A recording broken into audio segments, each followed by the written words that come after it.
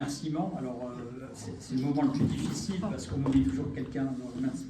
Alors, on va commencer par la famille missionnaire qui nous reçoit chez elle dans cette maison de la petite Anne. Donc, je vous invite vivement à aller voir la chambre où la petite Anne a vécu et où elle est décédée. Alors, il y a un ascenseur. Autrement, vous prenez l'escalier, les sœurs vous expliqueront. C'est un petit peu, on monte un petit peu au ciel, si vous voulez, quand on va dans cette chambre. Et ça vaut vraiment, c'est quelque chose d'assez incroyable à Cannes.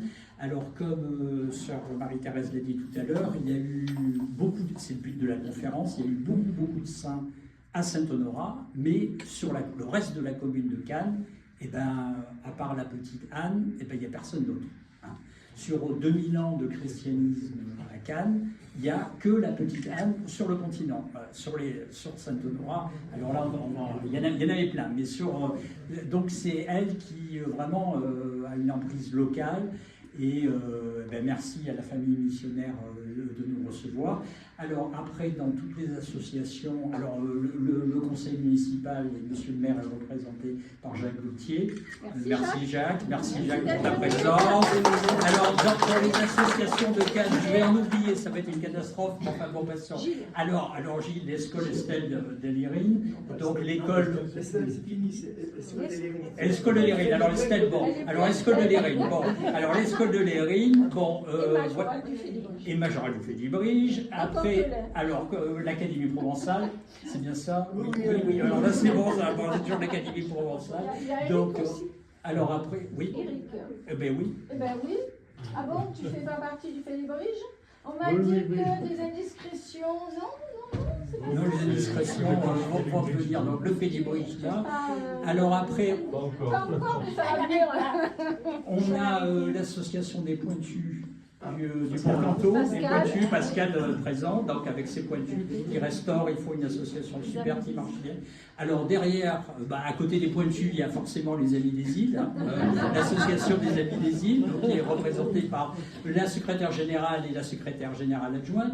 Après, on a Michel David, on a les archives de Cannes, vice-présidente des archives de Cannes, ancienne... Amis des archives de Cannes, amis des archives. On a alors la chapelle Bellini, alors une chapelle qui n'est pas très loin, mais la chapelle Bellini qui est pas très loin. Alors après le Medjour, l'Académie du Medjour avec Claude, merci de ta présence. Alors après de ce côté, qui joue bien dans les associations, alors on a Transcôte d'Azur, représenté les bateaux des îles en personne. Merci d'être présente une fois de plus. Il y a René alors René de Saint-Cassien, le comité de la Saint-Cassien. Bon, et tu as Frédéric là-bas qui représente les Caprons là-bas. Alors Capron, la famille Capron là. Alors enfin bon, donc c'est pour un peu toutes les associations. Remercier, on a sûrement oublié les tas de choses. Alors on a oublié le moulin. Alors le moulin Fonville et SDF. C'est pour ça qu'on est élargi par la famille mission. Mais si on est SDF. On fait des cours de provençal maintenant. Alors, cours de provençal, on fait école. On fait école maintenant. Non, on est SDF d'en bas, mais pas d'en haut. Alors, on n'est pas SDF en haut, donc on fait des cours de provençal et qui marchent très bien, grâce à un professeur remarquable. Le professeur est là, des cours de provençal. Ça fait 30 ans, 40 ans qu'on en parle de faire, vraiment avec les cours. Et avant, c'était Jacques Martello qui faisait les cours, pendant des années. Et depuis 2015, il n'y avait plus de cours de provençal à Cannes, il fallait aller ailleurs. Alors, il y en a eu quelques-uns à Cannes Université pendant quelques années, mais enfin bon, c'est reparti à l'exemple de Georges Martello qui nous avait fait pendant des années le cours de provençal. Oui. On peut avoir une pensée pour Georges. Alors on peut avoir une pensée pour Georges qui a vraiment fait tellement de choses pour la Provence, toujours avec nous, toujours nous soutenir avec nos actions.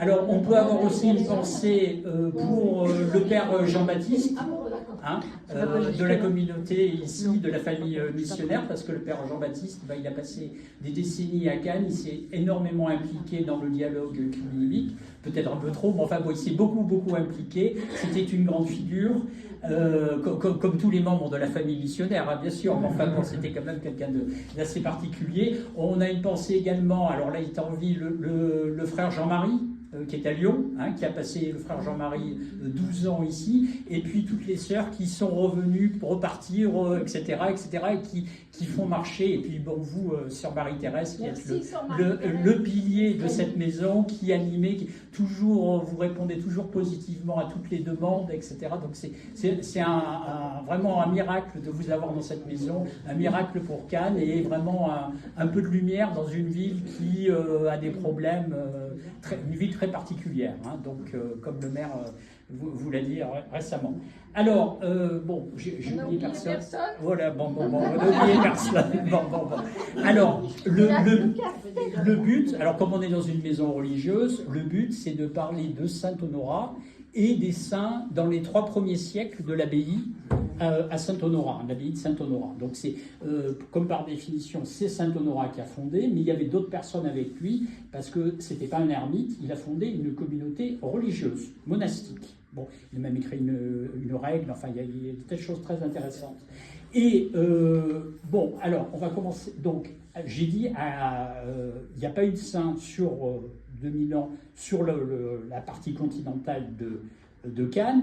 Citez-moi donc il y a eu, on estime à peu près sur ces 3 siècles, hein, du 5e siècle jusqu'au 8e siècle, jusqu'aux invasions sarrasines, il y a eu en gros, pour lancer un chiffre, un peu trop rond pour être vrai, mais il y a eu en gros 150 saints dans l'île, hein, sur 3 siècles. 150. Alors, c'était des saints très brillants qui écrivaient, alors je vous ai apporté quelques livres, mais il y en aurait des bibliothèques entières de livres qu'on trouve, qui sont tout à fait, vous les trouvez sur Amazon et eBay. Alors, c'est des livres théologiques, des livres religieux, et ils sont assez intéressants. Donc, il y a eu 150 saints dans la période qui nous intéresse, et quels sont les... C'est assez bizarre dans l'histoire de Cannes. Citez-moi une rue à Cannes qui porte le nom d'un saint. Il y en a eu 150 en face sur la même commune. Citez-moi une rue à Cannes qui porte le nom d'un saint de Lérins. Alors Saint-Dizier, non, même pas. Il était non.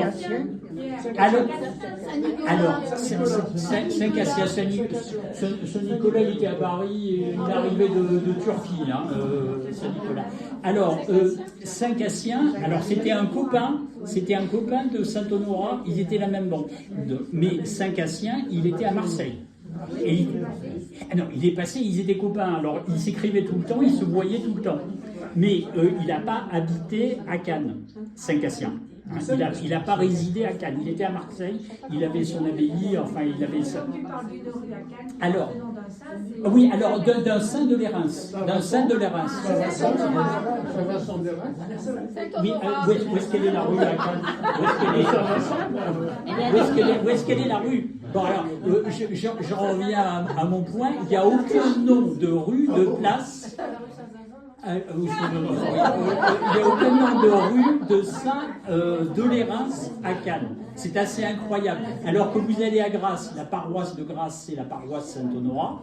Vous allez à Mandelieu, vous avez différentes paroisses qui prennent des noms. Il y a Saint-Vincent de Lérins, qui habitait l'île Sainte-Marguerite, qui était de la même époque, mais qui habitait l'île Sainte-Marguerite. Mais à Cannes, il n'y a pas de bâtiment. Vous n'avez pas d'école. Alors qu'il y aurait pu avoir, vous avez Stanislas, vous avez Sainte-Marie, vous avez des tas d'écoles à Cannes, vous avez Capron, bien sûr, mais vous n'avez pas aucun saint. Alors qu'à Grasse, vous avez Hilaire. Et Hilaire, donc c'est Hilaire d'Arles, c'est le neveu de Saint-Honorat. Et vous avez un lycée à Grasse qui est le collège Saint-Hilaire. Bon, c'est une particularité à Cannes. On a eu plein de saints, mais on n'a pas été capable de donner... Alors, vous avez la rue derrière le Majestic qui s'appelle Saint-Honoré, mais ce n'est pas Saint-Honorat. Hein. C'est comme le faubourg Saint-Honoré à Paris, ça n'a rien à voir. Et c'est une des particularités. Alors que ces saints ont fait vraiment la renommée de la commune. Hein. C'est à partir de là que tout est parti dans l'histoire de Cannes. On a mis le nom de Cannes sur la carte grâce à ces saints, grâce à saint Honorat et à tous ses collègues. Alors, on a toute la vie de saint Honorat, si vous voulez, c'est extrêmement... Toute la vie de ces saints, on la connaît très bien. Elle est très bien documentée, c'est pas des on-dit. On a tous leurs textes, tout ce qui... Rien n'a été perdu, parce que jusqu'à... Actuellement, il y a toujours eu, sauf la période pendant 3 siècles où il y a eu les Sarrasins et pendant 70 ans pendant la Révolution française, il y a toujours eu des moines à l'abbaye de Lérins, en continu. Parfois, ils étaient que 4 ou 5, hein. Mais il y a toujours eu des moines, il y a toujours eu une présence monastique, il y a toujours eu une bibliothèque à l'abbaye de Lérins, et ils ont gardé les vieux manuscrits que de siècle en siècle on recopiait. Et donc, rien, enfin... il y a des choses qui se sont perdues, mais une grande partie, tout a été préservé. Et c'est pour ça qu'on connaît très bien la vie de ces 150 saints, parce que ça a été recopié, et avec exactitude, et pas une invention quelques siècles plus tard. Donc on connaît très très bien ces saints, la vie de ce qu'ils ont fait dans leur... Voilà. Alors, là, vous avez je vais le faire passer. Donc ça, c'est la vie de saint Honorat. C'est Hilaire d'Arles, qui était le neveu de saint Honorat, qui était son successeur à Arles, qui a prononcé le panégyrique, qui a prononcé le discours funéraire de son oncle lorsqu'il est décédé en tant qu'archevêque d'Arles en 429. Bon. Et il écrit sa vie, la vie de son oncle, la vie de la fondation du monastère, et tout est décrit, et les documents, on les a recopiés. Alors il y en a en provençal, il y en a en catalan, il y en a en français, il y a différentes traditions. Alors ça a été écrit en latin, hein, bien sûr. Ils étaient très très bons latinistes, c'était tous des saints et des grands intellectuels, et ils ont écrit cet ouvrage qui retrace la vie de leur saint pour expliquer tous ces miracles, pourquoi il fallait le vénérer, qu'est-ce qu'il était particulier, etc. Et donc cet ouvrage, donc, il a été revu par des agrégés, etc. Il y a un consensus sur tous ces ouvrages que je vous dis, on trouve sur Internet. Il y a un consensus sur ce qui est écrit. Il n'y a pas « Ah non, ce chapitre, il n'existe pas, il a été rajouté au Moyen-Âge ». Non, il y a un consensus général. Alors, l'histoire du consensus, puisque je suis là-dessus, le consensus général, c'est assez important dans l'histoire de ces 150 saints, parce qu'ils ont écrit chacun plus poétique, d'autres plus théologiques, enfin, ils ont écrit des tas d'ouvrages. Et c'était un grand centre au 5e siècle intellectuel, et il n'y avait pas le schisme avec les orthodoxes. Hein. On est au 5e siècle. Hein. On est loin du schisme avec les orthodoxes. Donc, tous ces livres-là, et je vous dis, il y en aurait des dizaines, des centaines de livres, vous allez voir un orthodoxe russe, le patriarche Cyril à Moscou, et vous lui parlez de saint Honorat et de tout ça, il vous dit, oui, ça fait partie de mes croyances. Et un orthodoxe grec, un copte d'Égypte, un chrétien syrien, comme c'était avant la rupture avec Constantinople, donc si vous voulez, tout ça c'est validé, ça fait partie intégrante, toute l'histoire de saint Honorat et des autres saints de Lérins, ça fait partie intégrante de la chrétienté globale. Donc, si vous voulez, toute cette histoire de Lérins, ça a un rôle très particulier dans l'œcuménisme à l'intérieur du christianisme. Hein, c'est reconnu. Un orthodoxe, je ne sais pas, russe, peut très bien invoquer saint Honorat. C'est tout à fait, le patriarche russe est tout à fait d'accord, c'est totalement reconnu par l'Église russe. Hein. Donc, si vous voulez, on parle d'une chose où tous les chrétiens se retrouvent ensemble. Donc, c'est assez important. Et dans les ouvrages, alors, je vous donne un autre exemple de choses. Alors, il y a des tas d'ouvrages théologique, mais un des grands théologiens qui est toujours actuel, enfin, ses écrits sont toujours actuels, c'est Vincent de Lérins, donc Saint Vincent de Lérins. Il a écrit ce petit ouvrage qui est sur le communitorium, c'est un aide-mémoire, si vous voulez, c'est pour quel est donc on est en 412 sur l'île Sainte-Marguerite. Il passe 1 ou 2 ans parce qu'il s'était mis en retrait des autres moines qui étaient sur Saint-Honorat, et il écrit ça. Et cet ouvrage, pourquoi je vous en parle parmi tous les autres, c'est que cet ouvrage, il traite du problème du poids de la tradition. Donc on est au tout début du 5e siècle, et les premiers chrétiens, alors le christianisme au 5e siècle est reconnu, il n'y a plus de persécution, c'est une religion d'État, etc. Mais on se pose immédiatement la question, qu'est-ce que le poids de la tradition, qu'est-ce qu'on en fait? Est-ce qu'il faut tenir compte de la tradition ou pas? Et donc ce monsieur, là, ce saint, Saint Vincent de Reims, écrit à Sainte-Marguerite, vous voyez ce petit ouvrage, qui tradition et progrès, et il arrive à, je vais vous le faire circuler, vous regardez, il fait une théologie de comment adapter avec les nouveautés. Donc son idée, c'est premièrement, il faut voir ce qui a marqué dans les évangiles. Première idée.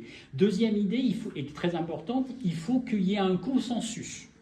Le but, si on veut faire une nouveauté, il ne faut pas que ça remette tout en cause, tout ce qui a été fait depuis longtemps. Il faut que tout le monde soit plus ou moins d'accord. Il faut qu'il y ait un consensus général pour améliorer les choses.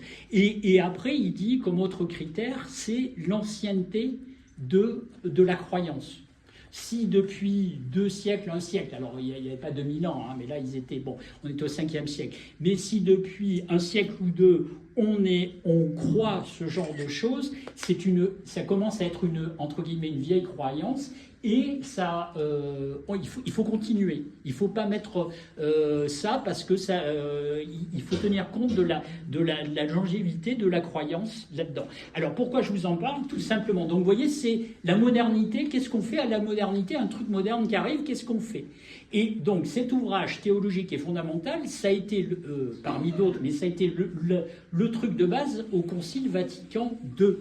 Parce qu'il y a eu plusieurs tendances comme dans tous les conciles, et ceux qui voulaient on ne change pas les choses, on reste, etc., se sont référés à Saint Vincent de Reims. Et encore une fois, je vous redis la même chose, le patriarche russe ou orthodoxe grec ou syrien ou tout ce que vous voulez, ils ont la même base de travail, le même livre qui a été écrit donc sur l'île Sainte-Marguerite par Saint Vincent de Reims. Il a écrit d'autres choses, mais c'est toujours d'actualité. Quand il y a un débat entre modernité dans l'Église catholique, dans l'Église orthodoxe, chrétienne orthodoxe, on part. Qu'est-ce qu'on fait dans la nouveauté? Est-ce qu'on l'intègre ou on ne l'intègre pas? Est-ce que ça va dans le sens des évangiles? C'est le mode d'emploi. Alors vous verrez, c'est écrit très, très simplement. C'est pas compliqué. C'est pas un ouvrage. C'est très profond, mais d'accès, c'est très, très, très facile. Et donc, ça, c'est un exemple de taille, certes, pour quelque chose qui a été écrit donc, en 412 sur l'île Sainte-Marguerite et qui est toujours utilisé au Vatican et dans d'autres églises chrétiennes pour comment on fait avec une nouveauté religieuse, théologique, comment on se comporte. Donc, ça a été le premier théologien qui soit penché là-dessus. Alors, la vie de saint Honorat, alors je vous la fais circuler, c'est sa vie. Donc, saint Honorat, c'était...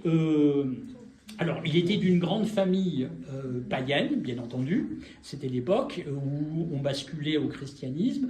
Son père ne voulait pas du tout qu'il se convertisse au christianisme et l'a fait enfermer, etc. Enfin, comme dans un film, c'est une vie comme dans un film d'Hollywood. Il s'est fait enfermer par son frère, il s'est échappé. Alors, ils habitaient Cologne, en Allemagne. Et à l'époque, c'était très... tous ces saints, ils étaient dans le périmètre, si vous voulez, on remontait le Rhône, et puis après, on rattrapait le Rhin, et il y avait un énorme couloir de circulation humaine et de marchandises qui descendait le Rhin, le Rhône, la Saône, et tout ça, ça descendait, et ça montait, ça descendait. Donc, il y a une logique. Et donc, il se convertit... dans un premier temps, lui et après son frère, mais dans un premier temps, il se convertit au christianisme. Il est le chassé de la maison, etc. Et il décide d'aller voir un petit peu, je vais partir en pèlerinage en Terre Sainte. Hein. Je suis chrétien, je veux devenir moine, je vais aller voir un peu qu'est-ce qui se passe du côté de Jérusalem, etc. Donc il descend le Rhône, il passe à Marseille, je cite Marseille. Bon, l'évêque local essaie de le garder, mais le but c'était pas à Marseille, et donc il voulait aller en Terre Sainte, si vous voulez. Et donc il passe Marseille, et alors il y avait lui, il y avait son frère Vénance, et il y avait un espèce de mentor, de grand sage qui s'appelait Capré, et qui est venu habiter l'île Saint-Honorat, et qui est resté, lui il est resté, c'était un petit peu le guide spirituel de la communauté, le vieux sage. Et alors on dit qu'il était dès les débuts, dès vers 410, 408, il était déjà mentionné comme vieux, et donc il devait avoir 80 ans, quelque chose comme ça, pour l'époque ça devait être très vieux. Bon. Et alors les deux frères et disons le vieux sage, ils partent pour aller en Terre Sainte. Alors, leur voyage, ça se passe très mal. Hein, même si on est un saint, on a plein de problèmes dans la vie. Ça se passe très mal. Et ils arrivent dans le sud du Péloponnèse, en Messénie, à Motone exactement. Et le frère de Saint-Honorat décède. Bon. Et ils se disent, ça va être un signe du ciel, on ne doit pas aller plus loin, on va pas... C'est assez bizarre, mais ils ne sont pas allés en Terre Sainte. Et ils rentrent et ils s'établissent en Toscane. Il rentre, alors la Toscane, à mon idée, hein, il ne voulait pas se mettre à Rome, à mon idée, hein, c'est pas marqué la raison pourquoi ils se mettent en Toscane. Alors c'est parce que la Toscane, c'est pas loin de Rome, et pour des nouveaux convertis, c'était un foyer important de christianisme. Donc ils étaient pas à Rome, mais pas très loin, etc. Donc ils sont en Toscane, l'évêque du lieu, pareil qu'à Marseille, ils sont brillants, ils font des miracles, ces jeunes, etc. Enfin le vieux et le jeune, ils font des miracles. Il faut que je le nomme, que je lui donne la prêtrise. Il faut qu'il devienne prêtre. Donc il refuse la prêtrise, c'est assez intéressant, il refuse la prêtrise, Saint-Honorat, et on ne sait pas pourquoi, peut-être vous allez me dire, mais il quitte la Toscane et il vient aux îles de Lérins. Alors, vous avez un personnage d'une grande famille consulaire, hyper riche, hyper influente de Cologne, qui s'est établi en Toscane, et puis tout d'un coup, un jour, pof, il dit, pof, allez, je vais dans ces deux îles, en face de Cannes, où il y avait personne. Enfin bon, les seuls endroits où il y avait un peu d'habitants, c'était Fréjus, où il y avait un évêché, il y avait un évêque, et quelques chrétiens à Antibes, mais juste quelques chrétiens dans un coin, au bout du Cap d'Antibes, juste au bout du Cap d'Antibes, hein, mais il n'y en avait pas beaucoup. L'évêché, c'était Fréjus. Bon, alors, il n'y a pas d'explication. Pourquoi Saint-Honorat? Alors, il pouvait mettre sa fondation monastique qu'il voulait créer, il pouvait la mettre, je ne sais pas, à Lyon, il pouvait la mettre à Cologne, il pouvait la mettre à Paris, il pouvait la mettre... Pourquoi il est venu? Alors, c'est une question fondamentale hein, qui intéresse l'UNESCO. Hein. On y reviendra à l'UNESCO. Pourquoi alors, j'ai pas la réponse. Autrement, on me mettrait à l'UNESCO, mais j'ai pas la réponse. Mais il y a quand même une logique. Pourquoi, à votre idée, Saint-Honorat, qui était en Toscane, qui a voyagé la Méditerranée, donc quand il était à Marseille pour aller en Grèce, il est forcément passé par les îles de Lérins. Hein. On faisait du cabotage le long de la côte, on passait pas en pleine mer, donc il était dans son chemin de Marseille à la Terre Sainte, il a dû passer par les îles de Lérins, s'arrêter parce qu'il y avait peut-être une tempête ou pas de vent, parce que soit il y a la tempête ou soit il n'y a pas du tout de vent et on n'avance plus, mais peut-être il était passé par là. Alors pourquoi à votre idée, question fondamentale, hein, je vous dis, l'UNESCO serait intéressé de connaître la réponse. Pourquoi Saint-Honorat, il avait toute la Gaule pour se mettre, toute l'Allemagne, etc., ou rester en Italie, il pouvait se mettre où il voulait en Italie. Pourquoi il est venu aux îles de Lérins? Pourquoi être ennuyé par les autres? Premièrement, excellente réponse, monsieur le conseiller municipal, très bonne réponse. La notion d'île, dans l'Antiquité, il y avait par exemple Sénèque, le poète, qui a été exilé en Corse, parce que c'était une façon de se débarrasser des gens, de les mettre, on ne les mettait pas forcément en prison, mais on les mettait en résidence surveillée dans une île. Donc il y a la notion de séparation du reste de la population, du monde, d'une vocation monastique. Alors, c'est pas une clôture comme on l'imagine au Moyen-Âge autour des monastères, mais le fait d'être dans une île, forcément, la mer fait une coupure par rapport au reste de la population. Alors oui, très bonne réponse. Alors moi, je te réponds immédiatement, il y avait les îles d'Hyères, pas très loin. Oui, mais il y avait le Caprou en face. Oui, alors il y avait le Caprou en face, il y avait le Caprou, voilà. Alors, logiquement, il est passé. Alors, il est arrivé là, c'est dans le livre là qui circule, c'est tout. Il y avait un évêque qui s'appelait Léonce à Fréjus, qui était très célèbre, et ils ont pris conseil auprès de lui, parce qu'ils n'étaient pas prêtres. Il ne voulait pas. Saint Honorat, à l'époque, il a tardé, après pour prendre la prêtrise. Donc, ils avaient besoin de quelqu'un pour célébrer les offices religieux. Alors, ce n'était pas tous les jours, mais il n'y avait pas de prêtre dans l'équipe. C'était des moines, mais sans prêtrise. Hein. Et donc, le Saint Léon, enfin celui qui allait devenir saint, était très célèbre et plein de sainteté. Donc, il savait qu'en venant dans les parages, dans le Caprou, il a commencé au Caprou, et il y a eu trop de monde, et après il s'est dit, il faut que j'aille dans une île, parce qu'au Caprou, c'est devenu le sport national. Tout le monde montait dans la montagne, le voir pour avoir des miracles, etc. Donc, après, il est venu sur l'île. Donc, oui, il y avait un évêque qui pouvait d'abord les ordonner prêtres et également les encadrer, les superviser. Il y avait un très bon évêque dans les parages. Mais il aurait pu aller aux îles d'Hyères. Enfin, je sais pas, ou d'autres îles en Méditerranée, s'il cherchait une île. Hein. Hein? Alors, pourquoi votre idée Inhospitalière. Alors, elle était inhospitalière. Oui, alors, les îles de Lérins ont été inhospitalières, c'est exact. Oui, mais alors quand tu veux créer une communauté avec des tas de moines, il faut les nourrir, il faut les loger, il faut leur donner à boire, etc. Donc l'inhospitalité, elle est quand même un petit peu réduite. Hein. Alors, dans l'époque, pour lancer des chiffres qui sont invérifiables, pour nous donner une idée de combien Saint Honorat a attiré de moines, alors il y avait des moines, il y avait les épouses des moines, enfin bon, je vais vous expliquer, il y avait les familles, il y avait des enfants, on parle de 3000 personnes. Alors, 3000 personnes, ils n'étaient pas tous sur l'île Saint-Honorat, parce qu'à 3000 personnes, habiter 3000 personnes sur l'île Saint-Honorat, tu n'y arrives pas. Alors, il y en avait sur Sainte-Marguerite et il y en avait sur le continent. Mais on parle d'un ensemble monastique de 3000 personnes, en gros. Hein. Donc il faut les nourrir, les loger, etc.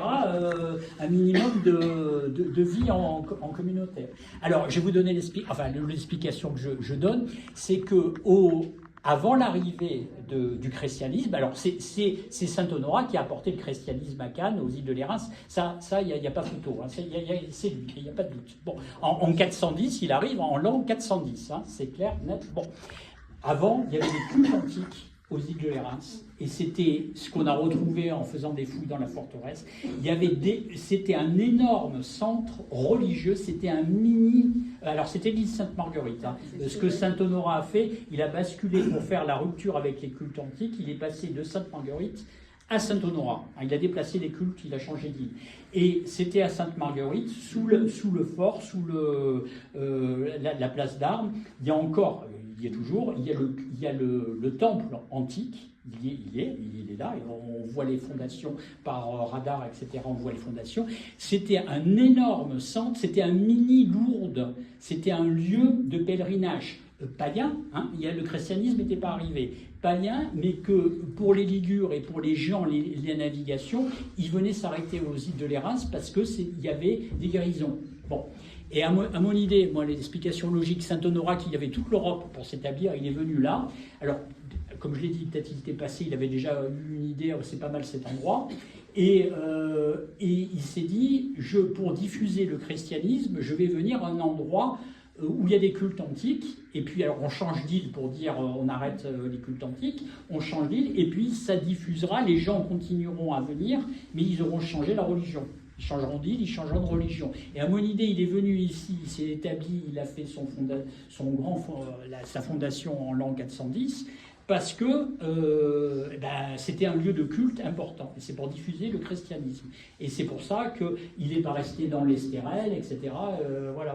Donc il est venu pour ça. Bon, et alors, je vous disais je vous dis, il y a 150 saints, donc je préfère presque 150 conférences, parce que, bon, il y a beaucoup de choses à dire. Alors, j'ai touché le thème de... j'essaie de comparer vis-à-vis de notre époque, etc., comment ça se fait. Donc, c'était en famille entière qu'on se convertissait au christianisme. Et donc, c'était un couvent, un monastère d'hommes, hein, Saint Honorat a fondé un monastère d'hommes. Après, on verra d'autres saints de l'Érins qui ont fondé des monastères de femmes, hein, pour les moniales, mais c'était un monastère d'hommes. Mais avant de devenir moines, ils avaient, certains, pas tous, y compris Saint Vincent de l'Érins avait une épouse, etc. On connaît son nom de... Bon, ils étaient mariés, et avec l'accord de leur épouse, ils se convertissaient, ils devenaient moines, donc vivant dans la chasteté, dans l'obéissance, etc. Des vœux monastiques qui commençaient à se développer. Mais leur épouse venait, et alors les épouses habitaient... j'ai pas dit que tous les moines étaient mariés, j'ai pas dit que... mais de là-dedans, y compris ceux qui sont très célèbres, à l'Érins, il y en a qui étaient mariés et qui avaient des enfants, et ils venaient avec les enfants. Et donc, les épouses et les enfants habitaient l'île Sainte-Marguerite. Et les moines, les hommes, habitaient l'île Saint-Honorat. Donc il y avait une distance, mais c'était pas très loin. Il suffisait de traverser à la nage, et c'est très facile de le faire. Voilà. Il suffit de traverser à la nage. Bon, et donc, on a un exemple. Alors, vous avez un autre... donc ça, c'est Eucher de Lyon, qui est devenu évêque à Lyon. Donc il s'est converti au christianisme. Alors il était originaire de Lyon, il avait des propriétés à Lyon, il s'est fait moine à l'Érins, et comme il est venu avec son épouse qui s'appelait Gala, et leurs 2 enfants, donc il habitait à l'île Sainte-Marguerite. Hein, parce qu'il avait une vie familiale. Alors mon explication, c'est qu'ils habitaient, non pas comme il était beaucoup dit, autour de l'étang du Bataguet, mais ils habitaient dans les restes des bâtiments antiques, dans le fort royal. Enfin bon, ils habitaient l'île Sainte-Marguerite. Et il a écrit un ouvrage qui est très, très intéressant, qui s'appelle « Le mépris du monde ». Et c'est l'invitation de quelqu'un qui a quitté le monde, qui s'est fait moine, pour l'idée de rupture, d'isolement, etc. Et il donne toutes les explications. Alors il donne une description des îles de l'Érins avec les fleurs, etc. Il donne une description vivante parce qu'il habitait donc Sainte-Marguerite. Et c'est une invitation à se convertir et devenir moine. Bon. Alors, il a écrit un très bel ouvrage, alors qui est remarquable au niveau latin, donc en latin, ils écrivaient au 5e siècle, c'était tout en latin, c'était tout intéressant, très intéressant, mais alors le pauvre, la destinée a fait que, il est devenu évêque et il est reparti à Lyon. Hein. Donc les Lyonnais sont venus le chercher à l'Érins, parce qu'ils avaient besoin d'un évêque, leur évêque à Lyon était mort, ils se sont dit, mais celui-là, on le connaît, il est à l'Érins, mais on va le prendre, et il a fini, donc pour quelqu'un qui voulait le mépris du monde et quitter pour toujours le monde, c'est raté. Hein. Et ça, c'est la particularité de cette abbaye, là, avec tous ces saints, c'est que, en fait, les abbayes à cette époque, enfin, la seule abbaye qui existait, il y avait quelques moines vers Saint-Benoît-sur-Loire, vers la Loire, mais si vous voulez, le grand monastère, à cette époque, au début du 5e siècle, c'était les Reims. Et c'était tous des grands intellectuels, et en fait, c'était un lieu... Alors, je ne sais pas, c'était à la fois un monastère, c'était à la fois une école théologique, c'était à la fois, je ne sais pas, c'était l'ENA, et tous, c'était top niveau intellectuel, et l'idée, c'était, ils devenaient moines. Bon. Et puis, donc, ils quittaient le monde, ils quittaient leur famille, ils relâchaient, etc. Et puis après, j'ai parlé de Cher que les Lyonnais sont venus le prendre. Il y a des tas d'exemples où des communautés de Provence et d'ailleurs venaient prendre des moines à l'Érins pour en faire leur évêque. Mais ils venaient manu militari, ils kidnappaient. Il y a des tas de récits de moines de l'Érins qui se font kidnapper par des paroissiens pour qu'ils deviennent évêques de leur vie, kidnappés.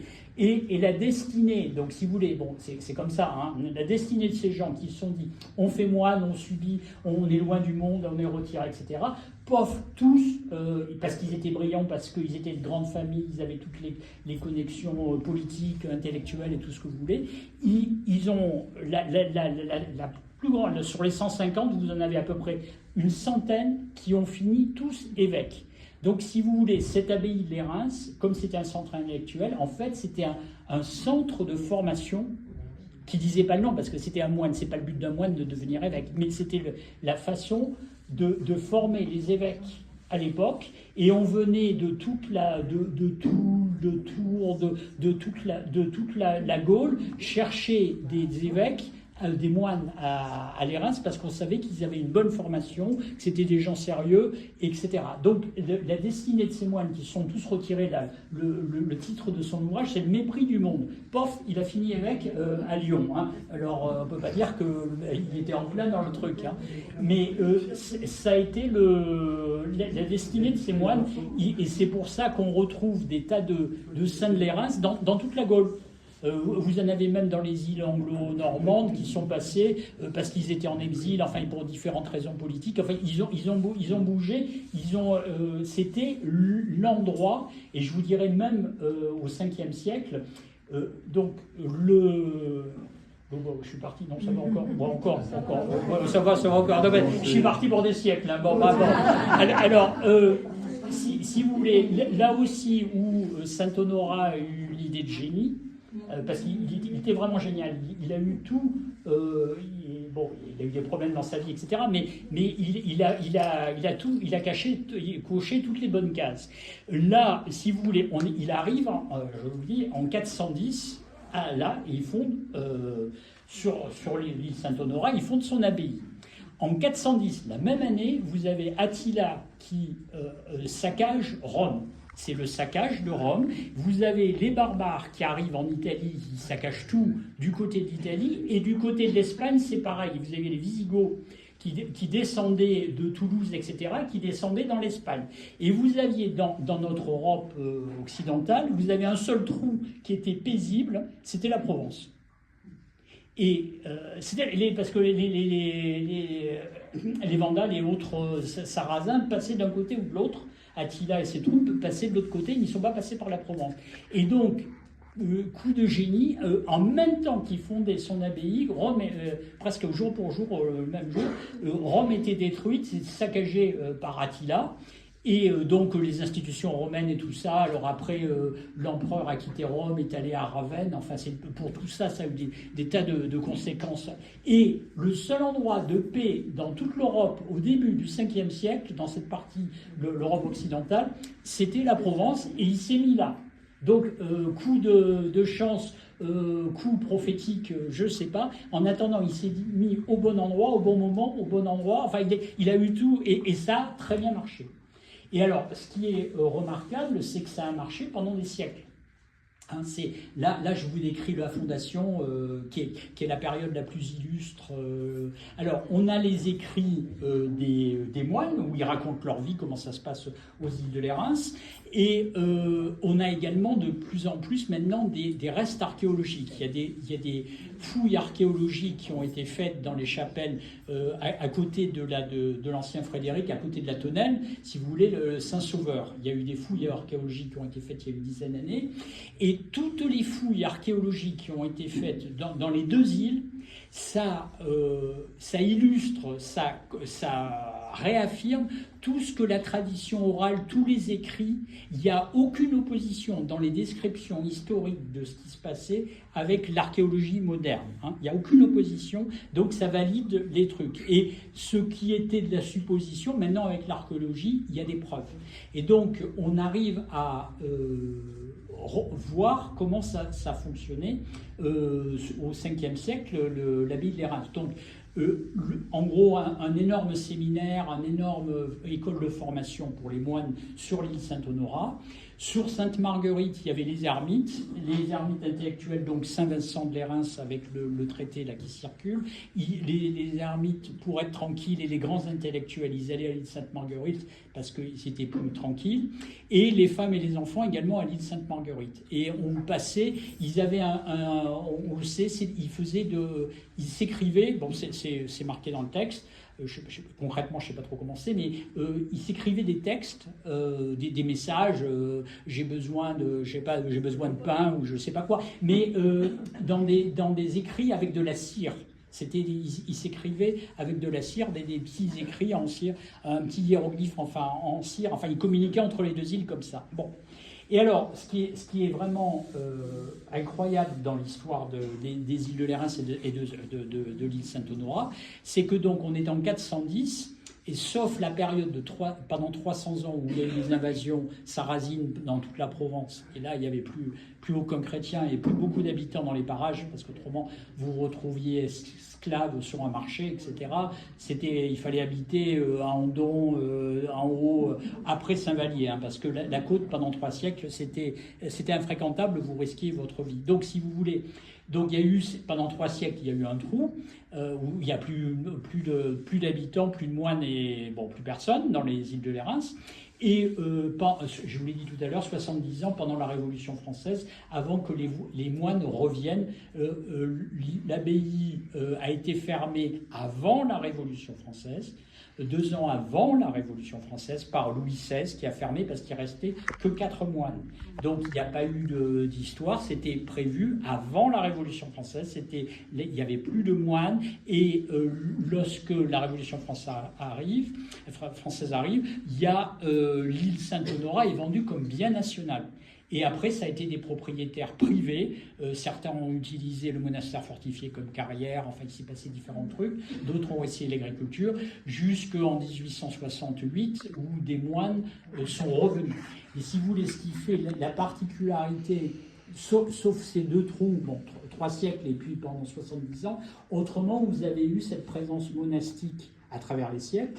Et quelle que soit l'époque, alors c'est différent les époques, mais vous avez toujours eu des grands intellectuels, quelle que soit l'époque, jusqu'à la Révolution française, vous avez toujours eu des grands intellectuels, des grands poètes, vraiment des gens intellectuellement ou théologiquement très brillants qui se sont fait moines dans cette abbaye. Et c'est la continuité, et c'est pour ça que l'UNESCO s'intéresse à cette abbaye, parce qu'il y a cette continuité. Alors, je continue la continuité, je passe un siècle plus tard, un autre moine, alors, de Saint-Honorat. Alors, vous avez Césaire d'Arles.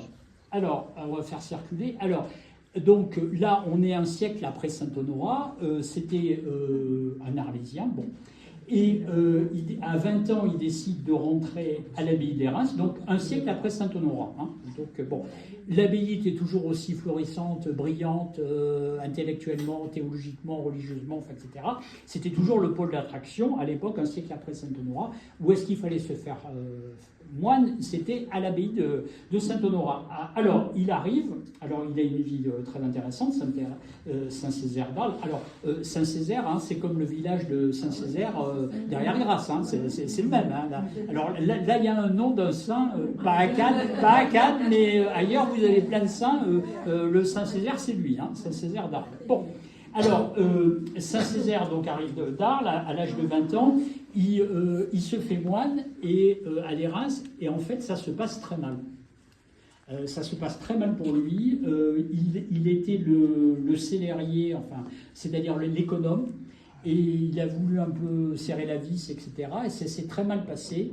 Et finalement, il quitte l'abbaye de Lérins parce qu'il a eu des menaces de mort de ses autres moines, de ses confrères. Mais alors, le gars, il est hyper brillant. Alors, il rentre à. Donc, bon, alors, il a prononcé des vœux. Il n'a pas reçu la prêtrise à Lérins, hein, mais il a prononcé des vœux, etc. Mais il a dû passer 3 ans, 3-4 ans, et ça s'est très mal passé avec la communauté parce qu'il était un peu trop.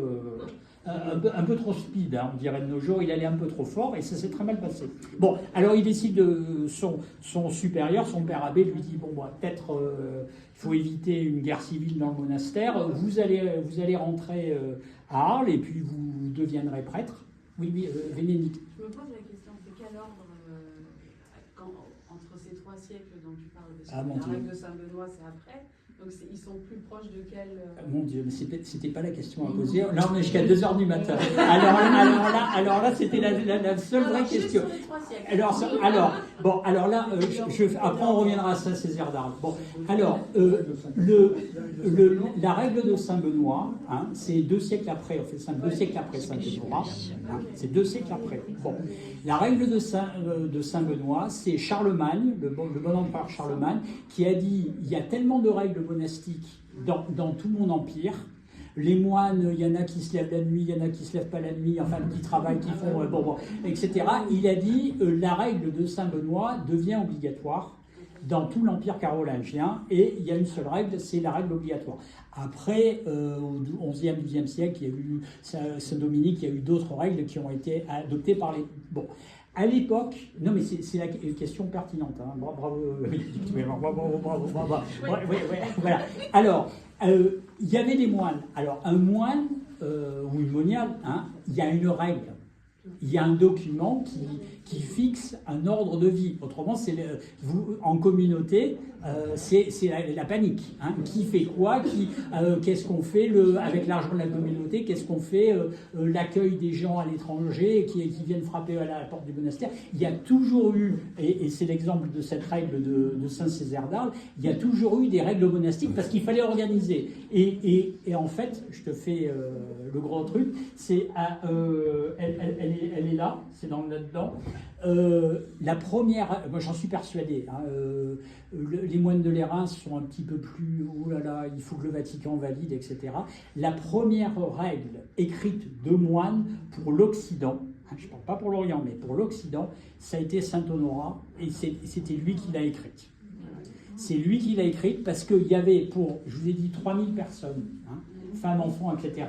Mais pour organiser la vie, le patrimoine, le truc comme ça, de 3000 personnes, vous avez obligatoirement besoin d'un document qui vous dit le supérieur, quel est le grand chef, quel est le petit chef, comment ça se passe. Et donc, on a le texte, mais on ne sait pas trop si on l'attribue à l'Érins ou à une autre abbaye dans le nord de l'Italie, mais c'est dans les parages, disons. Et en fait, c'est la première. Et donc l'UNESCO, c'est pas validé parce que le Vatican ne se prononce pas. Ou est-ce que c'est parce que pour moi il n'y a aucun doute, c'est à l'Érins, c'est saint Honorat qui a écrit la première règle monastique parce que c'était le premier grand monastère de Gaule de cette partie de l'Occident. Et donc il a écrit une règle et après ses successeurs, alors une règle, il n'y avait pas Charlemagne qui était passé, ça se modifiait. Le texte, tu l'as modifié, tu faisais un rajout, comme la Constitution, tu fais des rajouts, etc. Donc ça évolue. Et quand il y avait eu jusqu'à Charlemagne, quand il y a eu des fondations monastiques, le moine charismatique, qui fait une fondation, à chaque fois, il se faisait sa règle particulière. Combien d'heures on prie, il y a des tas de trucs concrets et précis, il faut que tout le monde soit d'accord. Hein. Et donc là, c'est fondamental. Il y a eu une règle, et c'est à saint Honorat, c'est sûrement la première d'Occident. Voilà. Et donc, à partir de Saint-Benoît donc a été directement influencé par Saint Jean Cassien. Voilà, ça arrive, hein, René, ça arrive, hein, par Saint Cassien, ça arrive. Donc je l'oublie pas, Saint Cassien. Voilà. Bon, alors par Saint Cassien et par les moines de l'Érins. Il y a une généalogie, ça existe. Hein. On voit telle règle qui influence telle règle, etc. monastique, et qui arrive jusqu'à Saint Benoît. Il y a la règle entre Saint Honorat et Saint Benoît. Il y a une autre règle en Italie qui s'appelle la règle du maître, qui est un gros truc, Et cette règle du maître a été directement influencée par ce qui se passait aux îles de l'Érins. Et donc, il y a toute une hiérarchie. Et donc, on en est, j'en reviens, merci pour la question, on en revient à donc, circule Saint-Césaire d'Arles, qui a écrit ce gros pavé. En fait, il y en a 3 autres pavés comme ça. Alors, c'était celui, je vous ai dit, qui est venu d'Arles, qui a passé 3 ans, à l'âge de 20 ans, à l'abbaye des Reims, et puis ça s'est mal passé, et son père abbé lui a dit, pour qu'il reste en vie, retournez chez vous à Arles, et vous deviendrez prêtre. Alors, il est devenu prêtre, évêque, archevêque, et il a été un réformateur. Il a fait des tas de conciles locaux. Il a eu un rôle extrêmement important, Césaire d'Arles. Et il a écrit, c'est pour ça que voilà, ça circule ce gros pavé. Saint-Césaire d'Arles, c'est le premier en Occident qui a écrit une règle pour les femmes, une règle pour les moniales. C'est le premier. Les autres, c'était des règles des hommes pour hommes et qu'on appliquait en poussant un peu pour les femmes. Et là, il avait fait à Arles, il avait créé les monastères qui sont toujours là, enfin les restes d'abord, un monastère d'hommes et de femmes. Et il a écrit ce gros pavé pour les femmes, pour les moniales. Voilà, et il a fait une règle. Donc après Saint-Benoît et Charlemagne ont tout remis en place pour pas que ça parte dans tous les sens. Mais c'est un exemple. Alors, dans les saints, il faut dire un peu d'autres choses, alors les saints, ils avaient des visions prophétiques, enfin, etc. Alors, je vous ai dit comment Saint-Honorat, il est revenu alors que l'Empire était en train de s'écrouler au début du 5e siècle. Il est venu s'établir, lui et ses collègues, au seul endroit où c'était tranquille dans tout l'Empire romain. Et chapeau, à l'endroit, là, aux îles de Lérins, il était tranquille. Ailleurs, c'était Attila passé et ravageait tout. Et lui, là, il était tranquille. Attila n'est jamais venu à Cannes. Il était tranquille à l'île de Lérins, il faisait ce qu'il voulait. Et puis, il n'y avait plus d'empereur à Rome, mais il était tranquille. Donc, ils avaient un sens, un 6e, un 7e, un 8e sens, je ne sais pas quoi. Et alors, je reviens là-dessus. Sur Saint-Césaire d'Arles, il est connu. Il a été formé à l'abbaye des Reims, c'est pour ça qu'on en parle. Après, il était archevêque d'Arles, mais il a été formé à l'abbaye des Reims.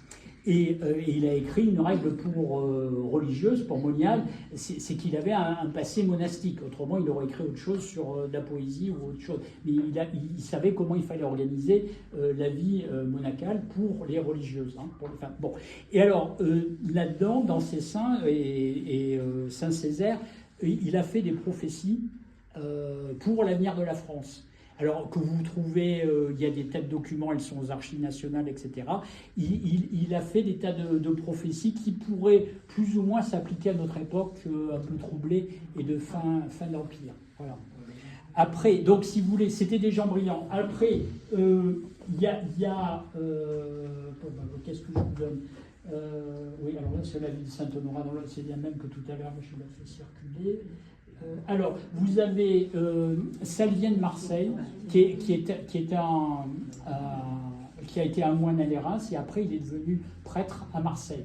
Et lui et un autre moine qui a été le 3e père abbé de Lérins, qui s'appelait Faust, qui après est devenu évêque de Riez, ont fait des écrits théologiques qui ont été critiqués. Parce qu'ils donnaient trop de place au libre arbitre de l'homme, que l'homme pouvait créer son avenir, etc. Et ça a été critiqué. Alors, à l'époque de Saint-Honorat, au début du 5e siècle, il y avait l'école de Lérins et il y avait Saint-Augustin, Saint-Augustin d'Hippone, qui était en Afrique du Nord, et c'était les deux centres intellectuels qui dialoguaient. C'était les deux, dans la chrétienté, c'est eux qui faisaient avancer le truc, c'était les deux centres. Alors, deux centres, forcément, ce n'est pas exactement les mêmes idées. Et il y a eu des différences théologiques entre les moines de Lérins et Saint-Augustin. Alors, bien sûr, Saint-Augustin, c'est un tel, dans la religion chrétienne, c'est un tel monument, on n'ose pas trop dire que certains écrits... bon, et donc, il y a donc Salvien de Marseille, et je vous fais passer les œuvres de Salvien de Marseille, et Faust de Riez ont écrit ils avaient le problème des barbares qui détruisaient tout, C'était leur problème de leur époque. La civilisation s'écroulait, il n'y avait plus d'empereur à Rome, il partit à Ravenne, c'était la panique, les armées romaines, l'économie s'effondrait. Il n'y avait pas les Verts, il n'y avait pas les écolos, mais c'était la fin d'une civilisation. Et alors eux, ces deux moines de Lérins, dont l'un est devenu donc évêque de Riens, donnaient comme explication on a plein de malheurs de nos jours, et ben c'est une punition divine. Et les barbares, en fait, ils font le travail que Dieu, parce que notre civilisation, elle est complètement vérolée, pourrie, etc. Bon, et donc, je résume des œuvres théologiques énormes. Bon, et donc, si vous voulez, après, il y a eu des conciles, y compris Saint Césaire d'Arles leur a dit, donc un siècle plus tard, leur a dit, non, vous êtes allé un peu trop loin, là, vous êtes... Bon. Et ce que je veux dire, donc il y a des controverses théologiques comme partout. Ce que je veux dire, à l'époque, tout ce qui a été écrit donc au 5e et 6e siècle à Lérins, la foi, la doctrine catholique sur ces sujets-là n'était pas fixée. Hein. C'était pas écrire une hérésie, il lançait des hypothèses sur le libre arbitre des gens et qu'est-ce qu'on pouvait faire la liberté humaine. Mais l'Église chrétienne n'avait pas statué là-dessus. Donc on ne peut pas les accuser d'être en dehors de l'Église, parce que l'Église ne s'était pas prononcée. Il y avait le débat entre saint Augustin et eux. Alors eux, globalement, et c'est valable jusqu'à nos jours, dans la règle je donne des exemples. Dans la vie de saint Honorat, en 410, il y a un chapitre sur l'accueil des gens. Et c'était un monachisme ouvert. Ils recevaient des gens en retraite, ils recevaient des gens, c'était pas leur conception du monachisme, c'était quand même ouvert sur le monde. Hein. C'était, même si c'était sur une île, même s'il y a des oursins dans la mer, mais c'était ouvert à tout le monde. Et au niveau théologique, vous voyez, ils étaient, en gros, pour faire très simple, ils avaient toute l'histoire de cette abbaye, il y a, sur 16 siècles de présence monastique, ça a toujours été un lieu d'accueil, un lieu d'ouvert, un lieu d'innovation, un lieu intellectuel. Il n'y a pas eu une époque où c'était complètement rétrograde, retour en arrière, bête ou je ne sais pas quoi. Ils ont toujours été progressistes, comme ce qui est de nos jours. Actuellement, l'abbaye Lérins est très impliquée pour l'accueil de migrants. Hein. Ils sont toujours dans la pensée du pape François, l'accueil des migrants. Ils ont un centre de migrants, l'abbaye Lérins, actuellement de nos jours, près de Draguignan. Enfin, ils financent beaucoup y compris des associations comme J'avais faim à Cannes. Ils sont très impliqués. Et ce qui est marrant, vraiment, sur 16 siècles de moines à Lérins, ça a toujours été le cas. Ils ont toujours été ouverts, toujours ouvert aux nouveautés, toujours, etc. Tout en étant parfaitement moine et en respectant tous les vœux monastiques. Hein, ça, c'est autre chose. Bon, alors, peut-être on va passer aux questions, parce que... alors, puisque Bénédicte a posé une question, c'est fini. Alors, oui, alors, aussi bonne. Je sais pas. Alors, je sais pas. Comment tu situes les 7 chapelles, alors, sur des endroits de culte annexe par rapport à l'abbaye de Saint-Honorat, ou comme des endroits de passage? Alors, Saint-Honorat, alors c'est devenu lui-même, il a été récupéré politiquement par les comtes de Provence. Parce que les comtes de Provence, il leur fallait, je sais pas, en France, c'est pas actuellement, mais puisqu'on est dans la maison de la petite Anne et sa mère et son père les deux descendaient de Saint-Louis. Si vous voulez, les comtes de Provence, donc nous en France, on a Saint-Louis comme roi mythique, etc. Et on est d'accord ou pas d'accord, mais en attendant, ça fait partie de l'histoire de France. Bon. Et les comtes de Provence, il leur fallait un saint fédérateur. Et les comtes de Provence, ils étaient après, à partir du 11e, 12e siècle, ils étaient les comtes de Catalogne. Ils avaient la Provence et la Catalogne. Et Saint-Honorat, donc là je vous parle du 11e, 12e siècle. Saint-Honorat, c'est au 5e siècle. Hein. Donc si vous voulez, il y a un trou. Mais comme ça, le culte de Saint-Honorat, avec tous ces saints que je t'ai expliqués pendant des siècles, pendant 2 siècles, qui ont évangélisé toute la Provence jusqu'à Lyon, puisqu'on parle de Cher de Lyon, etc. Enfin bon. c'était la Saint-Honorat, le culte de Saint-Honorat est devenu quelque chose de très très important. Et lorsque les comtes de Provence, les comtes de Barcelone sont devenus comtes de Provence par mariage, et par exemple à Barcelone, il y a la cathédrale, et la rue à côté de la cathédrale, c'est la rue Saint-Honorat. Hein, de Lérins, Saint-Honorat de Lérins. Vous avez dans l'île de Majorque, vous avez un monastère dans le nord de l'île qui est l'ermitage Saint-Honorat. Et donc Saint-Honorat a été utilisé comme grand saint pour unifier à titre politique. Et c'est le saint dénominateur entre eux. Alors ta question c'était quoi? Les chapelles. Alors les chapelles. Alors le truc. Donc, si tu veux, immédiatement, le pouvoir religieux, etc., elle se dit, ce saint, il va permettre d'évangéliser beaucoup de choses. Donc, il faut organiser un pèlerinage. Parce que tu as un saint, tu as des reliques, tu vas sur place, où est-ce qu'il a vécu ton Saint Louis, ton Saint Honorat, où est-ce qu'il a vécu. Donc, immédiatement, et je vous l'ai dit il y a 2 minutes, c'était un monastère ouvert. Ils acceptaient, il fallait, en gros, ils acceptaient les gens en retraite ou voyageurs pendant une semaine. Ils ont toujours été ouverts. Donc immédiatement, dès Saint-Honorat, quand il était physiquement, avant d'être archevêque d'Arles, avant qu'il ait été parabé de Lérins, il y a eu des pèlerinages. Immédiatement, il y avait des pèlerinages antiques dans ces îles, et immédiatement, il y a eu des lieux. Il y a une grande chapelle, mais il fallait occuper les gens, il fallait que les gens bougent. Et donc, c'est une espèce, ils ont créé, comme elle n'est pas ronde, mais enfin un petit peu allongée, l'île Saint-Honorat, ils ont fait un circuit déambulatoire avec 7 chapelles, et c'est un peu un chemin de croix. Hein, ils ont fait un chemin de croix, et alors tel saint, telle chapelle, etc. Et ça a duré jusqu'à nos jours. Et donc toutes les chapelles sont près de la mer, à l'extrémité en cercle, et on tourne dans un sens, et on finit dans l'église abbatiale.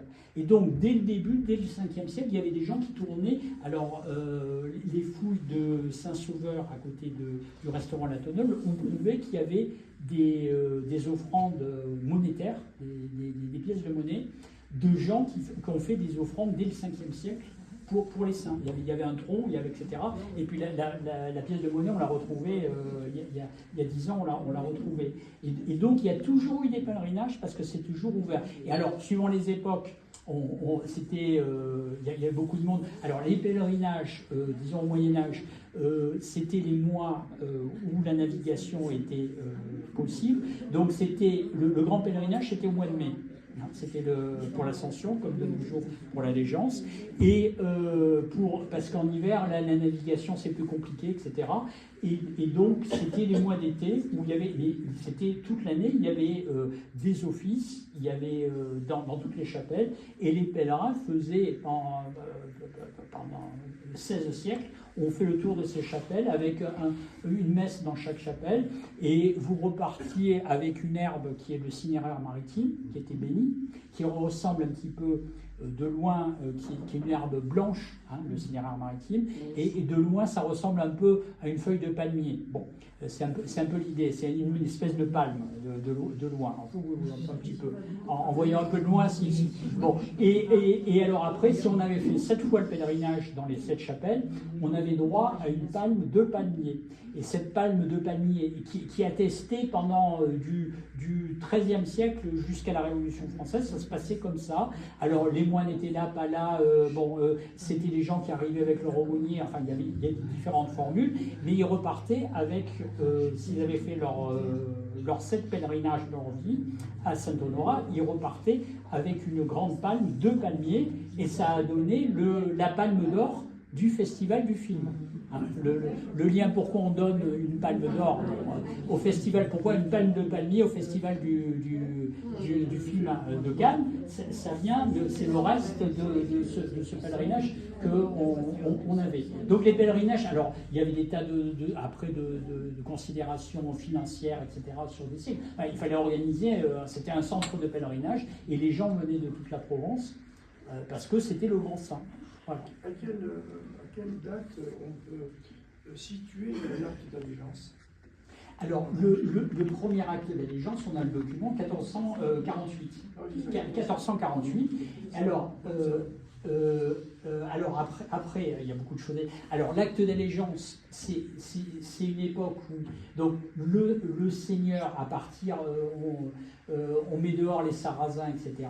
Le comte de Provence, tout ça, reprend la Provence, etc., se partage les terres, et à partir de là, l'abbaye des Reims, enfin, c'est la famille d'Antibes qui récupère toutes les terres, et après, qui le donne à l'abbaye des Reims, et il y a un patrimoine important qui se fait. Donc l'abbé de Reims, sur plusieurs siècles, devient le propriétaire féodal de Cannes, de l'acte d'allégeance, mais également d'Auribeau, également de Mougins, de Valbonne, de Grasse.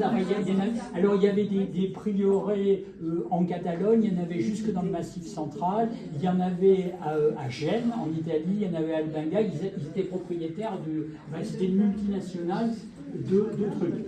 Donc vous aviez une multinationale, mais là on est au 15e, 16e siècle, hein. On est loin de nos premiers moines, mais c'était une multinationale financière, et donc il fallait des actes à une époque, à partir du 15e siècle. Avant c'était uniquement oral, et après ils se sont dit il faut que nos droits soient marqués sur un document. Donc, en 1440, à Cannes, dans la chapelle Sainte-Anne du musée, à côté de la chapelle de la Castre, c'est pas du tout à Saint-Honoré. Alors, le bâtiment, tout le musée de la Castre, c'était la maison du père abbé de Lérins à Cannes. Hein, c'était chez lui. Hein. Bon, ok. Donc, ça ne s'est pas passé à Saint-Honoré. Hein. Ça s'est passé là-dedans. Et cette chapelle Sainte-Anne, c'était également le lieu du conseil municipal. Donc le conseil municipal de Cannes était hébergé chez le seigneur. Alors tout en provençal, parce qu'à l'époque, tout en provençal. Hein, il va falloir donner des idées à monsieur le maire de passer le conseil municipal maintenant à Cannes tout en provençal. Bon. Ce que je veux dire, après je reviens à 1440, mais donc jusqu'à la Révolution française, il y a eu des moines, après il y a eu la rupture, il y a eu des moines, il n'y a eu aucune époque où il n'y a jamais eu de moindre conflit entre les moines de Lérins et la population de Cannes. C'était les mêmes intérêts, ils se fréquentaient géographiquement, humainement avec tous les pèlerinages, etc. etc. Et ça se passait très bien, il n'y a jamais eu de conflit. Et l'abbaye, comme je l'ai dit tout à l'heure, a été fermée 2 ans avant la Révolution française, il n'y avait plus de moines, il en restait 4, et ils sont partis sur le continent, à Valoris, etc. Bon. Alors, 1440, c'est le premier acte d'allégeance. Après, il y en a eu d'autres. Donc, c'est un document qui dit qu'est-ce que les Cannois. À Valoris, il y a eu un acte pareil. Les abbés de Lérins ont donné un acte. C'est pareil, une charte de franchise et un acte d'habitation. C'est un contrat. Qu'est-ce que vous pouvez faire, vous, habitants du lieu? Quels sont vos droits? Quels impôts vous payez? Si je vous mets en prison, alors pour les choses pas graves, dès que c'était un crime de sang, tout le monde montait à Grasse. Hein. C'était à la prison à Grasse. Mais pour les choses pas graves, c'était la prison seigneuriale qui était dans le musée de la Castre, dans le sous-sol du musée de la Castre, et il y en avait une à Valoris, il y en avait bon. Et donc ils ont fixé tous les droits et devoirs des deux côtés. Qu'est-ce qu'on peut faire? Donc ça a été, avant c'était, comme je disais, c'était fait oralement. Alors après le truc, cet acte cet accord juridique entre les habitants et leur seigneur féodal, c'était l'abbé de Lérins, ça aurait pu être un laïc. D'habitude en France c'était un comte, un duc, mais là c'était un seigneur spirituel, enfin, qui avait un aspect temporel, puisqu'il était seigneur de la ville de Cannes, de Valoris, de Mougins. Bon. Et en fait, premièrement, l'acte, on ne le renouvelait pas toutes les années. Hein.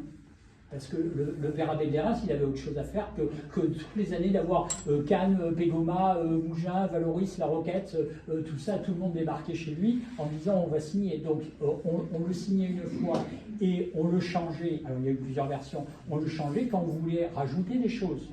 Et on le changeait uniquement s'il y avait un nouveau père abbé. Mais le même document, il n'y avait pas d'allégeance, disons, pour faire simple, il y avait une allégeance, cérémonie d'allégeance, signature du document, tous les 10 ans. Hein. mais c'était pas chaque année, parce qu'autrement, le pauvre père abbé, il avait des trucs à Gênes, etc., je vous disais tout à l'heure dans le Massif central. Alors si toutes les années, les gens du Massif central, ils venaient à les Reims pour signer le contrat de location, en gros, je fais simple, le contrat de location, ils ne s'en seraient pas sortis. Donc c'était un document très important, et très, très concret, très favorable aux habitants de Cannes, contre les habitants d'Antibes qui voulaient essayer de pêcher les poissons entre les deux îles, qui venaient prendre le poisson. Alors Antibes, les gens Antibes. Ceux du Cap d'Antibes, ils sont très bien. Mais Antibes-Ville, oh là là, oh là là.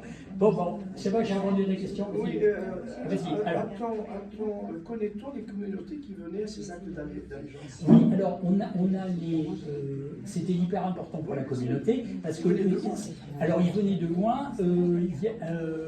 Alors, il y avait des actes d'allégeance où il y avait des pèlerinages. Alors, attention, mais pour les actes d'allégeance, ils venaient de partout. Alors, donc il y avait le consul. Enfin, il venait par commune minimum à 3 parce que ça marchait par 3. Et ils venaient par 3, mais parfois ils arrivaient toute une délégation. Il devait y avoir 50, 100 personnes.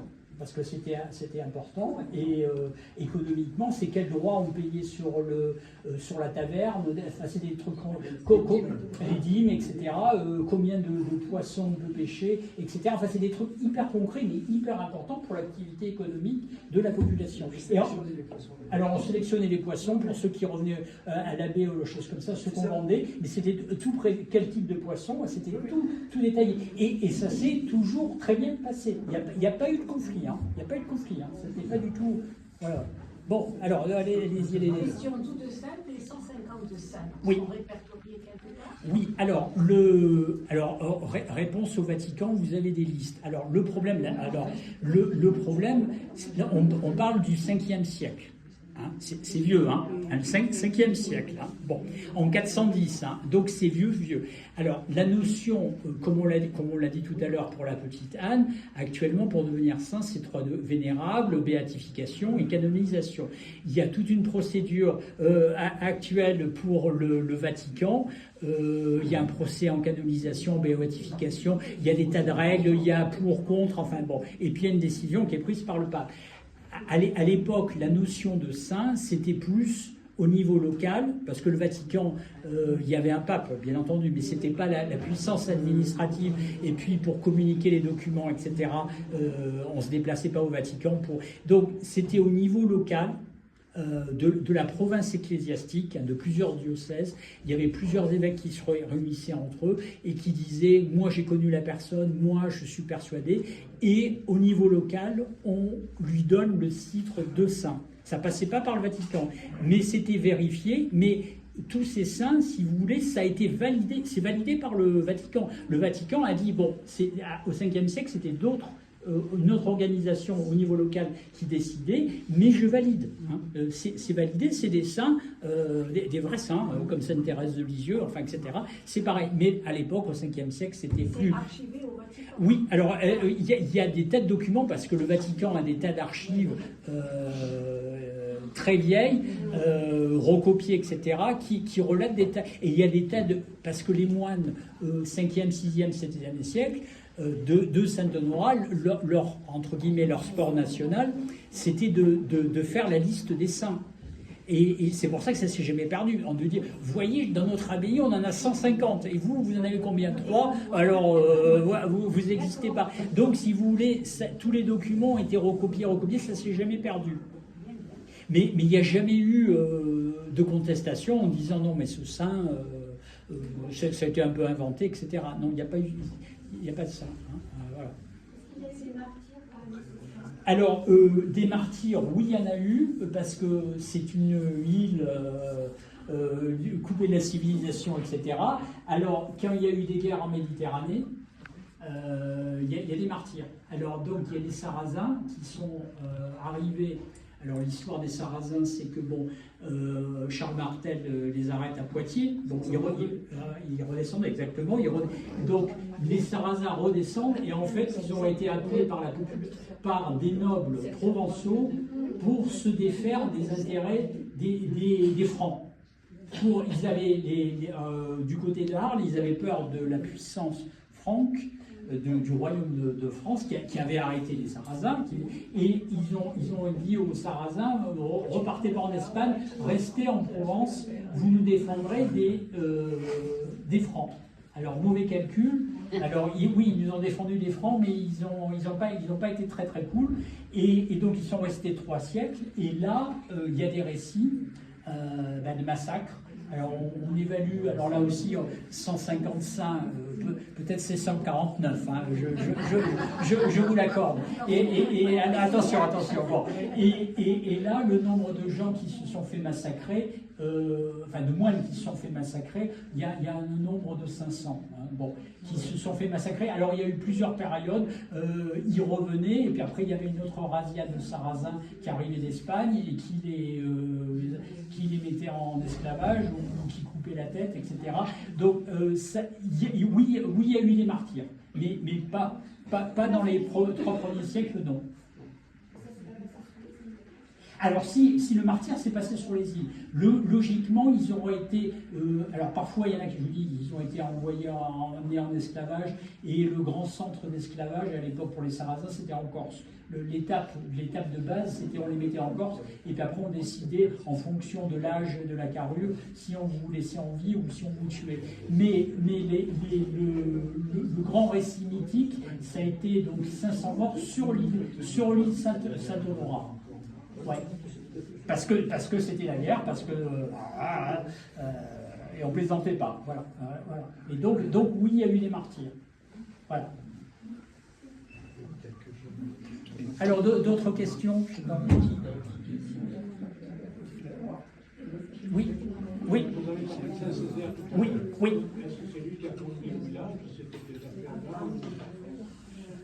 Alors, je crois que la dénomination de Saint-Césaire, du village, c'est plutôt 11e ou 12e siècle, hein, que vraiment que ça. Par contre, c'est à peu près certain que, parce qu'il était très brillant, turbulent, et que il n'a pas pu, pendant les 3 ans où il était moine à les Reims, à mon idée, il n'a pas pu rester tranquille dans son abbaye. C'est pour ça qu'il a eu des problèmes. Et donc, qu'il est allé évangéliser les vallées un peu plus haut, derrière Grasse, à mon idée, il est passé. Et il est passé, il a fait alors c'était des oratoires, on ne va pas faire des chapelles, mais qu'il ait consacré certains endroits, qu'il ait fait, etc., qu'il soit passé au village de Saint-Césaire, c'est fort probable. Mais alors, si vous voulez, c'est pas lui qui les fondé. Dans tous ces villages de l'arrière-pays, alors vous prenez Cabris, vous prenez Saint-Césaire, tout ça, dès le néolithique, avant les Romains, dès les Ligures, c'était des endroits, parce que c'est des endroits perchés, c'est des endroits, il y a la Siagne à Saint-Césaire, enfin, c'est des endroits choisis, et dès les Ligures, donc avant les Romains, c'était déjà habité.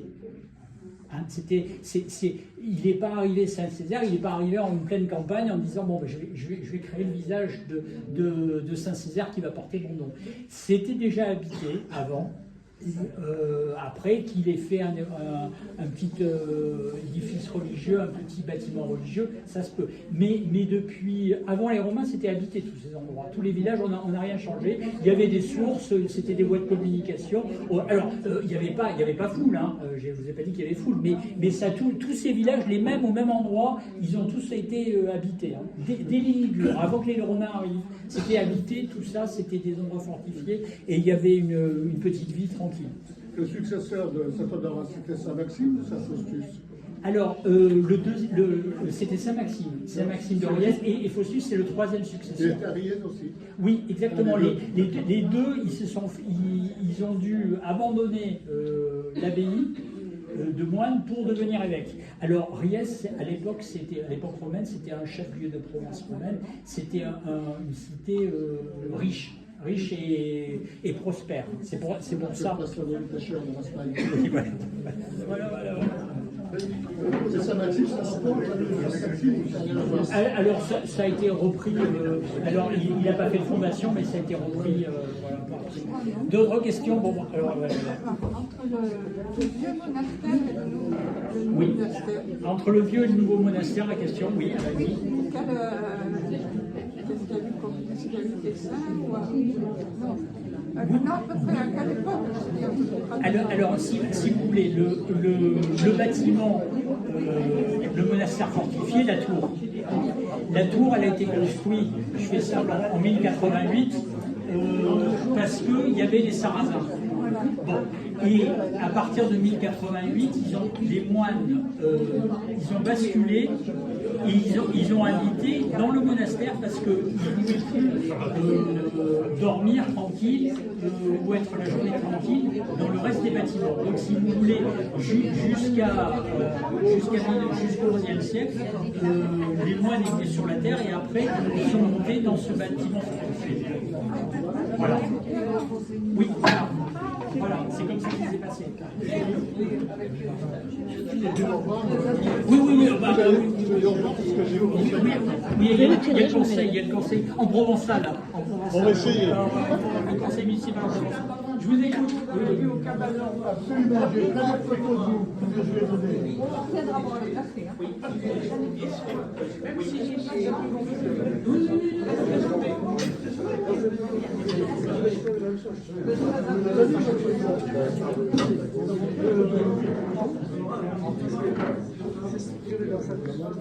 Oui.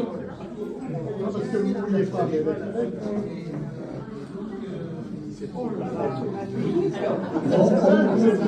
Alors, si vous voulez monter voir la chambre de la petite Anne, il y a un ascenseur. Vous montez avec une sœur qui vous expliquera tout de la chambre. Et je réponds à la question sur Sainte-Marguerite, Saint-Honorat. Quel est le rapport, etc. Bon. Alors, dans les documents dans la ville que je vous ai fait circuler, la ville Saint-Honorat, il n'y a pas de sœur. Donc il n'y a pas de Marguerite, il n'y a pas de sœur, il n'y a pas une inclusion, il n'y a pas de surlignée, etc. Bon. Alors, par contre, donc, si vous voulez, dans les textes historiques depuis le XVIe siècle, les textes officiels, il n'y a pas la moindre allusion à une sœur. Donc, Sainte-Marguerite, vous dégagez. Bon, au niveau. Alors, après, je vous ai dit qu'à Sainte-Marguerite, c'était là où les femmes, comme vous l'avez dit à l'instant, pour faire la séparation, les épouses des moines habitaient l'île Sainte-Marguerite. Donc, il y a toujours eu des femmes à l'île Sainte-Marguerite qui étaient des molles.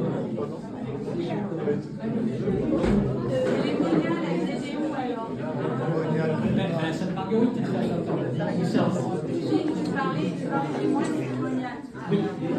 Je suppose que les moines cérémoniales étaient ensemble. Non, alors les moniales, les religieuses étaient à Sainte-Marguerite, sur l'île Sainte-Marguerite, et les moines de Saint-Honorat. Ah oui, alors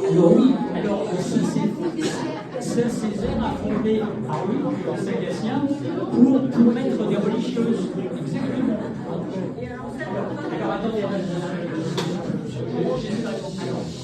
le texte historique, dans tous les historiens du XVIe siècle, il n'y a pas de mention de Saint-Honorat, il n'avait pas de sœur. L'histoire de Sainte-Marguerite, vous dégagez. Par contre, attendez, j'en viens. Donc, si vous voulez, par contre, il y a toujours eu des épouses, il y a toujours eu des femmes.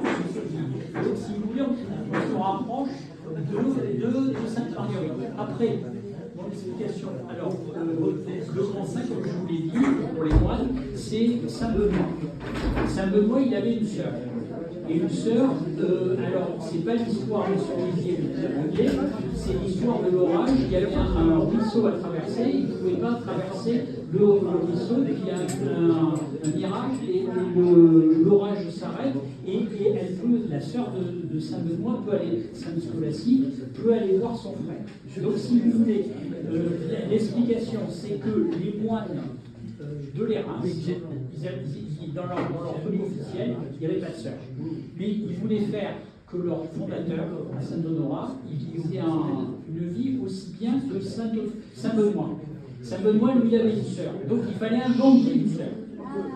Et ils ont inventé le nom Sainte Marguerite, parce que ça veut dire joyau en latin, enfin bon, c'est très beau. Et à partir du XIIe siècle, parce que le premier lieu de culte mentionné sur l'île Sainte-Marguerite, c'est la chapelle Sainte-Marguerite, hein, dès le XIIe siècle. Hein, que les marins qui passaient par là s'arrêtaient à l'île Sainte-Marguerite et allaient vénérer Sainte-Marguerite. Donc, à partir du XIIe siècle, dans toute la Méditerranée, il y a le culte de Sainte-Marguerite d'Antioche qui se développe. Et c'est une question de mode. Hein. Et donc, voilà, et c'est à partir de là, du XIIe siècle, qu'ils ont trouvé le nom de la sainte. De nos jours, il y a Sainte Rita, enfin une question de mode, et là c'était Sainte Marguerite d'Antioche, et ça arrangeait les moines de Saint-Honorat. Non, alors elle n'est jamais vue. Il n'y a jamais eu de Marguerite. Il n'y a jamais eu de Sainte Marguerite, de Sainte Marguerite, jamais. Et dans le truc, mais la tradition, comme Frédéric vous l'a dit, il y a la Montpellier, il va voir Saint-Honorat, etc. Mais c'est la copie conforme de ce qui est arrivé à Saint-Benoît. Et c'est les moines qui en ont rajouté, de Saint-Honorat, qui en ont rajouté, il en fallait une sœur. Oui, voilà.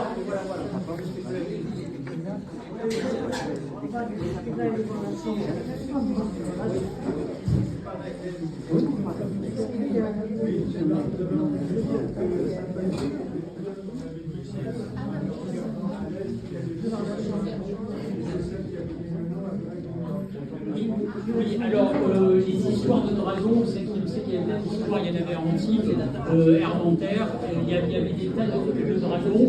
Alors le dragon, c'est le symbole des cultes antiques, et donc les saints qui devaient de faire des miracles. Et à l'époque, alors c'est une spécialité provençale parce que vous avez la Tarasque. Hein, on est en plein dans le folklore provençal.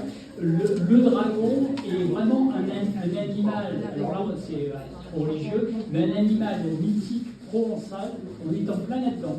Et donc là, oui, les saints, Saint-Honorat ou Saint-Hermentaire, enfin d'autres saints, ont chassé des dragons à Draguignan, etc.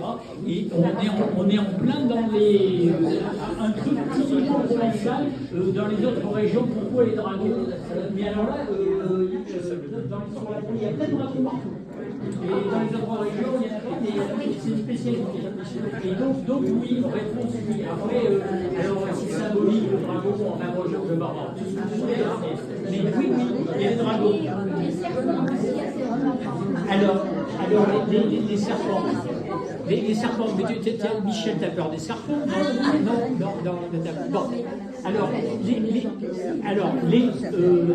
Dans le récit qui circule de la vie de Saint-Honorat, il dit que ces îles étaient très isolées, etc., que personne ne voulait y habiter parce qu'il y avait des serpents.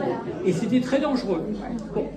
Et alors, ils le disent là-dedans, hein, c'est dans le récit de sa vie, c'était très dangereux, donc ils voulaient... Alors, Saint-Honorat, bien entendu, il n'avait pas peur, quand on est en saint, on a peur de rien, donc il arrive aux îles de l'Érins, et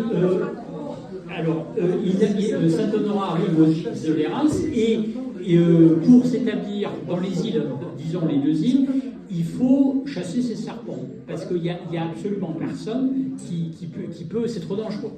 Et donc dans l'idée, c'est qu'il se met à prier, et il y a un Soumani qui arrive, il y a un raz-de-marée qui arrive, à cause de la prière de Saint-Honorat, alors Saint-Honorat monte sur le palmier, hein, le Tsoumani arrive et tous les serpents disparaissent, le palmier reste intact. Hein, le palmier n'est pas tombé, hein, il faut noter dans le miracle. Non, parce que si tu as le Tsoumani... Oui, d'accord, il faut comme ça. Oui. Alors, le Tsoumani passe, les serpents s'en vont, mais le palmier il revient. Alors, donc Saint-Honorat monte sur son palmier, il prie, il y a la mer qui arrive et il n'y a plus aucun serpent. Il y a eu un tsunami. Alors, donc, là, ce que je vous raconte, c'est tout à fait mythique. C'est. Ouais, bon. Les serpents, il n'y en a pas aux îles de l'Érins, il n'y en a pas dans l'Estérel actuellement. Et par contre, donc on a dit, pendant des siècles, on a dit, ouais, bon, c'est des poètes, c'est des. Bon. Et puis, la géologie. Le niveau de la mer, les éléments archéologiques récents, des études récentes. Alors, il y a besoin de nouvelles études, il y a besoin... Bon, mais au niveau concret, visiblement, exactement à 2 ou 3 ans près de l'arrivée de Saint-Benoît, il y a eu un tsunami. Donc l'histoire qui monte sur son panier, en attendant, à la même époque, il s'est passé un truc géologique incroyable aux îles de l'Érins, et qui est sorti sous une forme poétique dans sa vie. Oui.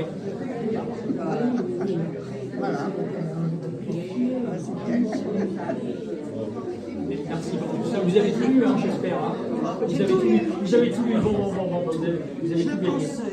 Vous le conseillez. La sous-lecture. Alors, là, c'est que quelques ouvrages de Saint-Lérins, mais en fait, il y a une bibliothèque entière. Parce qu'ils ont écrit tellement de trucs qui sont en accès.